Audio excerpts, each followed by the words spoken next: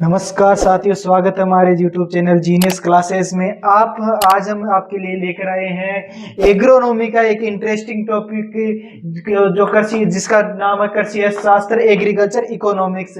दोस्तों, agriculture economics जो word लिया गया है वो ग्रीक भाषा के शब्द से लिया गया है, एग्रीकल्चर इकोनॉमिक्स, जिसकी परिभाषा देखेंगे कृषि अर्थशास्त्र की वह शाखा, कृषि अर्थशास्त्र की वह शाखा जो जिसके अंतर्गत हम कृषि से संबंधित आर्थिक गतिविधियों का अध्ययन करते हैं। कृषि अर्थशास्त्र की वह शाखा जिसके अंतर्गत हम कृषि से संबंधित आर्थिक गतिविधियों का अध्ययन करते हैं। मतलब कृषि अर्थशास्त्र के अंतर्गत जो कृषि के जो आर्थिक गतिविधियां होती है, जो कृषि से संबंधित जो बैंकों से ऋण लिए जाते हैं, उनके बारे में जानकारी लेंगे और इस टॉपिक के बारे में संपूर्ण जानकारी लेंगे। तो इसके जो जनक माने जाते हैं एग्रीकल्चर इकोनॉमिक्स के, वो माने जाते हैं एडम स्मिथ। एडम स्मिथ ने एक बुक भी लिखी है जिसका नाम है wealth of nation. Wealth of nation एक एडम स्मिथ की बुक है जिसके अंतर्गत पूरा वर्णन किया गया है एग्रीकल्चर इकोनॉमिक्स का कि क्या क्या है इसके अंतर्गत और कौन कौन से ऋण है, किस प्रकार लिए जा सकते हैं, कौन कौन सी डेफिनेशन है इसके अंतर्गत। तो आज हम इसके बारे में पढ़ेंगे। पहला टॉपिक आता है अपना साख क्रेडिट। साख को क्रेडिट भी बोलते हैं, लोन भी बोलते हैं और कर्ज भी बोलते हैं। तो क्रेडिट शब्द जो है लैटिन भाषा से लिया गया शब्द है। जो अर्थशास्त्र इकोनॉमिक शब्द है वो तो ग्रीक भाषा का शब्द है, लेकिन जो क्रेडिट शब्द लिया गया है वो लैटिन भाषा के शब्द से लिया गया है, जिसका अर्थ जो लैटिन भाषा के शब्द कौन सा शब्द हो गया? क्रेडो। क्रेडो शब्द से लिया गया है, जिसका अर्थ होता है कि मैं विश्वास करता हूं, मैं विश्वास करता हूं। क्रेडिट शब्द लैटिन भाषा का शब्द क्रीडो से लिया गया है, जिसका अर्थ होता है कि मैं विश्वास करता हूं। और इसका अब शाब्दिक अर्थ देखेंगे, जो शब्द के अंदर अर्थ आता है क्रेडिट साख का शाब्दिक अर्थ होता है ऋण उपार्जित करने की योग्यता। ऋण उपार्जित करने की योग्यता को अपन ऐसे समझ सकते हैं कि जैसे तीन प्रकार से हो सकती है। एक तो हो गई आर्थिक, सामाजिक और व्यवहारिक। आर्थिक ऋण उपार्जित करने की योग्यता के अंतर्गत ऐसे देखा जाता है कि जो आर्थिक जो ऋण लिया जाता है, जो बैंकों के द्वारा ऋण लिया जाता है, उसके अंतर्गत ये देखा जाता है कि अगर ये ऋण लॉस के अंदर बदल जाए तो वापिस जो किसान है वो वापिस इसको आर्थिक इतनी आर्थिक पूंजी है उसके पास जो ऋण को चुकता कर सकता है। तो इस आधार पर उसके ऋण उपार्जित करने की योग्यता देखी जाती है आर्थिक के अंदर। सामाजिक के अंतर्गत उसकी सामाजिक प्रतिष्ठा देखी जाती है। जो किसान है उसकी सामाजिक प्रतिष्ठा देखी जाती है कि समाज के अंतर्गत कैसे क्या व्यवहार उसका कैसा क्या है, उसके अंतर्गत देखा जाता है। और व्यवहारिक के अंतर्गत आपसी मेलाव द्वारा उनका जो ऋण उपार्जित करने की योग्यता देखी जाती है। तो तीन प्रकार की होती है ऋण उपार्जित करने की योग्यता। अगर आर्थिक है तो भी आपको ऋण मिल जाता है, सामाजिक प्रतिष्ठा बढ़िया है तो भी ऋण मिल जाता है, और व्यवहारिक प्रतिष्ठा से भी ऋण मिल जाता है। फिर आ गया, ये तो शाब्दिक अर्थ हो गया, साख का क्रेडिट का शाब्दिक अर्थ हो गया। लेकिन जो बैंकिंग अर्थ है वो है कर्ज। कर्ज को हम इस प्रकार परिवर्तित, जो मेन जो मोस्टली जो टर्मिनोलॉजी है वो ऋण के अंतर्गत ये आती है कि एक निश्चित समय के लिए, क्या है, एक निश्चित समय। इसके अंदर जो मोस्ट इंपोर्टेंट वर्ड है वो निश्चित समय के लिए, निश्चित शर्तों पर, निश्चित समय के लिए निश्चित शर्तों पर ली गई धनराशि को, निश्चित समय पर निश्चित शर्तों के लिए ली गई धनराशि को ऋण या साख कहा जाता है। शाब्दिक अर्थ के अंतर्गत तो क्या आ गया कि आर्थिक, सामाजिक और व्यवहारिक आ गया। लेकिन जो बैंकिंग अर्थ कैसे निकालेंगे, कर्ज, तो कर्ज किस प्रकार बोलेंगे इसको कि निश्चित समय पर निश्चित शर्तों में ली गई धनराशि को साख या ऋण कहा जाता है। अब आगे चलते हैं, ऋण का वर्गीकरण। ऋण को अलग अलग भागों में 5, 7, 10, 15, 20 अलग अलग आधार पर अलग अलग भागों में बांटा जाता है। लेकिन जो अपने एग्रीकल्चर इकोनॉमिक्स है उसके अंतर्गत मोस्टली दो आधार पर ऋण का वर्गीकरण किया गया है। जो मेजर ऋण का वर्गीकरण है उसको बताने की कोशिश करूंगा। फर्स्ट तो है कि समय के आधार पर, जो समय अवधि है ऋण का, कितना क्या समय रहेगा, कैसे क्या रहेगा, तो उसके आधार के ऊपर ऋण को वर्गीकृत किया गया है। और एक सुरक्षा के आधार पर ऋण का वर्गीकरण किया जाता है, रक्षित है या अरक्षित है, कैसे सुरक्षा के आधार पर, तो दो आधार पर किया गया है। तो समय के आधार पर ऋण का वर्गीकरण देखेंगे तो समय के आधार पर मोस्टली 3 प्रकार का ऋण का वर्गीकरण होता है।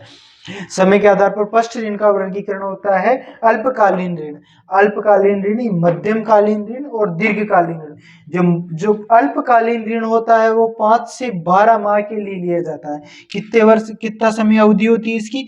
5 से 12 माह के लिए। और जो मध्यमकालीन जो ऋण होता है वो 2 से 5 वर्ष के लिए लिया जाता है। और जो दीर्घकालीन ऋण होता है वो 5 से 20 वर्ष के लिए जाता है। जो ये मोस्टली जो लघुकालीन ऋण लेता है किसान, लघुकालीन ऋण किस से लेता है, किस पर्पज से लेता है? वो क्रॉप के पर्पज से लेता है, जिसके अंतर्गत जो बीज, दवाइयों और भी अन्य जो कृषि के अंतर्गत जो खर्चे होते हैं उनके लिए लिया जाने वाला जो ऋण होता है वो अल्पकालीन ऋण होता है। लेकिन जो मध्यमकालीन ऋण के अंतर्गत आ जाते हैं, जैसे कृषि मशीनरी हो गई, कृषि मशीनरी के अंदर जैसे अपन सीड ड्रिल आ गई, थ्रेसर आ गई, तो अलग अलग प्रकार हल आ गई, तो उनको अलग अलग प्रकार के जो कृषि यंत्र हैं जिनकी रेंज ज्यादा भारी नहीं होती है तो उसको मध्यमकालीन ऋण के अंतर्गत लिए जाते हैं, जो 2 से 5 वर्ष तक समय अवधि होती है। 2 से 5 वर्ष तक इसकी क्या होती है? समय अवधि होती है, जो कृषि यंत्रों के लिए, कृषि मशीनरी या कृषि यंत्र, कृषि मशीनरी के अंतर्गत लिया जाने वाला ऋण है। और जो दीर्घकालीन ऋण है, दीर्घकालीन ऋण के अंतर्गत जैसे भारी मशीनरी हो गई, जैसे ट्रैक्टर हो गया, तो ट्रैक्टर ऐसी मतलब कृषि मशीनरी के अंतर्गत आ गई जिसके मतलब जो अमाउंट होता है वो बहुत ही ज्यादा होता है। तो अमाउंट को एक साथ न भरकर उसके लिए क्या लिया जाता है? ऋण लिया जाता है, जो मतलब 5 से 20 वर्ष तक का ऋण हो जाता है। 5 से 20 वर्ष का ट्रैक्टर का ऋण होता है। अब आगे देखेंगे हम ऋण के वर्गीकरण के अंतर्गत समय अवधि के आधार पर तो हो गया, रक्षित के आधार पर। अब देखेंगे हम ऋण की सुरक्षा के आधार पर। ऋण की सुरक्षा के आधार पर ऋण कितने प्रकार के हो गए? ऋण को कितने प्रकार के हो गया? 2 प्रकार के ऋण हो गए। एक तो हो गया रक्षित ऋण और दूसरा हो गया अरक्षित ऋण।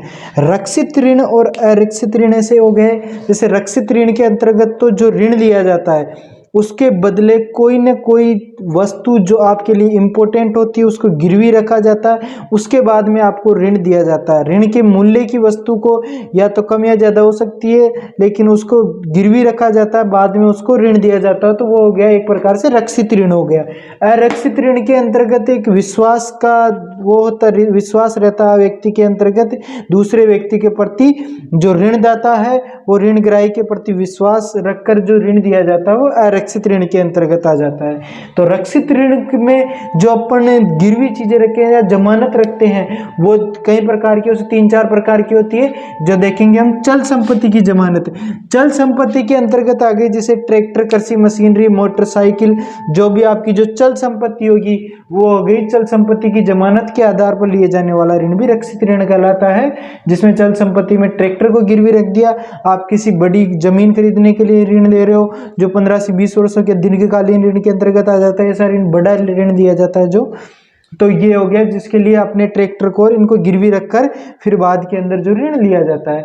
अचल संपत्ति के अंतर्गत आ गया जैसे मकान को और खेत को गिरवी रखकर आप कोई ऋण ले रहे हो तो वो अचल संपत्ति के लिए ऋण हो गया। निजी जमानत के अंतर्गत स्टाम्प पेपर पर आप अपने सिग्नेचर कर कर आप जो स्टाम्प जो एग्रीमेंट बनाते हो उसके आधार पर ऋण लिया जा सकता है। एक पार्श्विक प्रतिभूति के आधार पर, पार्श्विक प्रतिभूति में जो एक व्यक्ति विशेष के लिए जो इम्पोर्टेंट होता है, जो व्यक्ति जो स्पेस के लिए जो होता है इम्पोर्टेंट जो डॉक्यूमेंट्स होते हैं उसके लिए जो ऋण दिया जाता है, जैसे LIC हो गया, तो LIC एक व्यक्ति के लिए होता है इम्पोर्टेंट, जो स्वयं के लिए इम्पोर्टेंट हो गया तो LIC को गिरवी रखकर जो ऋण लिया जा सकता है। एक हो गई डिग्री, हो गई डिग्री को भी ऋण वो गिरवी रखकर ऋण लिया जा सकता है, जमानत के आधार पर ऋण लिया जा सकता है।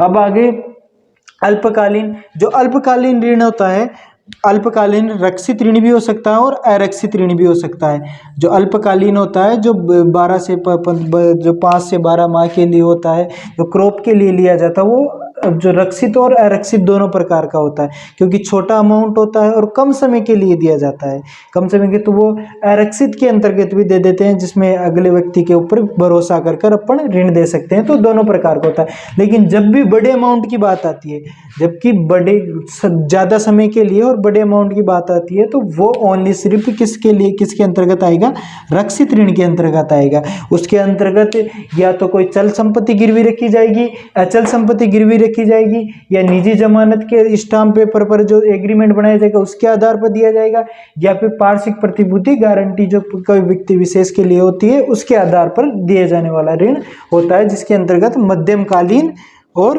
दीर्घकालीन ऋण आते हैं। फिर आगे ऋण के स्रोत। ऋण के स्रोत जो कौन कौन से, जो ऋण के स्रोत कौन कौन से होते हैं, दो प्रकार से बांटा जाता है ऋण के स्रोत, जो कहाँ से ऋण लिया जा सकता है। तो दो प्रकार की होगी, एक तो संस्थागत ऋण, संस्थागत ऋण और असंस्थागत ऋण। संस्थागत ऋण के अंतर्गत तो जो एक संस्था के द्वारा दिए जाने वाले व्यक्ति या किसानों को जो ऋण दिया जाता है वो किसके अंतर्गत आता है, संस्थागत के अंतर्गत आता है। असंस्थागत के अंतर्गत किसी व्यक्ति विशेष द्वारा, जो किसी व्यक्ति विशेष है जिसके द्वारा दिए जाने वाला ऋण, वो असंस्थागत के अंतर्गत आ गया। इसके असंस्थागत के अंतर्गत अपन देख सकते हैं एग्जाम्पल, एक तो वाणिज्यिक बैंक आ गए जो किसानों को ऋण देता है, एक क्षेत्रीय ग्रामीण बैंक आ गए, क्षेत्रीय ग्रामीण बैंक, सहकारी बैंक हुआ, कृषि वित्त निगम हुआ और सरकारी ऋण हुआ। तो ये किसके अंतर्गत आ गए, संस्थागत ऋण के अंतर्गत आ गए। इनकी ब्याज दर काफी कम होती है, ब्याज दर सरकार द्वारा दिया जाने वाला अनुदान होता है, सरकारी बैंकों द्वारा जो किसानों के लिए मदद के आधार पर किया जाने वाला ऋण होता है। तो इसमें क्या होता है कि जो ब्याज होता है, ब्याज दर काफी कम होती है किसानों के लिए। लेकिन असंस्थागत ऋण किनके द्वारा लिया जाता है, साहूकार के द्वारा लिया जाने वाला ऋण, व्यापारी के द्वारा लिया जाने वाला ऋण, कमीशन एजेंट के द्वारा। कमीशन एजेंट में बीच में जिसकी कमीशन होती है इतने परसेंट से इतने परसेंट तक, जो 10 से 12% के लिए आपको ऋण दिलवाएगा, खुद का भी बीच में परसेंट रहता है, तो कमीशन एजेंट हो गया। मित्र के द्वारा दिए जाने वाला ऋण और रिश्तेदारों के द्वारा दिए जाने वाला ऋण, तो इसके अंतर्गत आते हैं, असंस्थागत के अंतर्गत आते हैं। इनके अंदर अधिकतर जो व्यापारी और साहूकार के द्वारा जो ऋण लिया जाने वाला होता है वो उनकी ब्याज दर काफी उच्च होती है। तो जो आप को मोस्टली जो ऋण जो किसान लेते हैं वो किससे लेते हैं, संस्थागत ऋण से लेते हैं, जिसमें वाणिज्यिक बैंक आ गया, कृषि ग्रामीण बैंक आ गया, सहकारी बैंक आ गया, जिनके अंतर्गत ब्याज की दर कम होती है। तो आज की क्लास में अपन ने देखा एग्रीकल्चर इकोनॉमिक्स के बारे में। एग्रीकल्चर इकोनॉमिक्स में कृषि से संबंधित अर्थशास्त्र की जो गतिविधियां होती है उसके बारे में जानकारी ली। ये ग्रीक भाषा का शब्द हुआ था। एडम स्मिथ इसके जनक हैं, जो पितामह हैं, उन्होंने wealth of the nation book लिखी है। उसके बाद में हमने देखा साख क्रेडिट को किस आधार पर बांटा गया, बैंकिंग आधार पर कर्ज हो गया, तो कर्ज क्या होता है और शाब्दिक अर्थ होता है, उसका अलग अलग शाब्दिक अर्थ निकलता है, दो प्रकार का होता है। तो इस और आगे पढ़ा हमने ऋण के प्रकार पढ़े, समय के आधार पर ऋण के प्रकार, और जो रक्षा के सुरक्षा के आधार पर ऋण के प्रकार हो गए। तो जो समय के आधार पर तो 3 प्रकार के ऋण हो गए, लघुकालीन, मध्यमकालीन और दीर्घकालीन ऋण। और जो सुरक्षा के आधार पर 2 प्रकार के ऋण हो गए, रक्षित और ऋण, आरक्षित ऋण। और जो ऋण के स्रोतों के बारे में जानकारी ली, जो संस्थागत और असंस्थागत हो गई। संस्थागत के अंतर्गत वाणिज्यिक बैंक आ गया, क्षेत्रीय ग्रामीण बैंक आ गया, सहकारी बैंक, कृषि वित्त निगम आ गया, सहकारी ऋण। और असंस्थागत के अंतर्गत साहूकार, व्यापारी, कमीशन एजेंट, मित्र और रिश्तेदारों के द्वारा दिए जाने वाले ऋण हो गया। तो आज की क्लास में अपन इतना ही देखेंगे। अगली वीडियो के अंतर्गत जो कृषि अर्थशास्त्र की पूरी संपूर्ण जानकारी लेंगे। तो आज की क्लास को यहीं विराम देना चाहेंगे। अगर क्लास अच्छी लगी हो तो like, subscribe and bell icon को दबा दीजिए।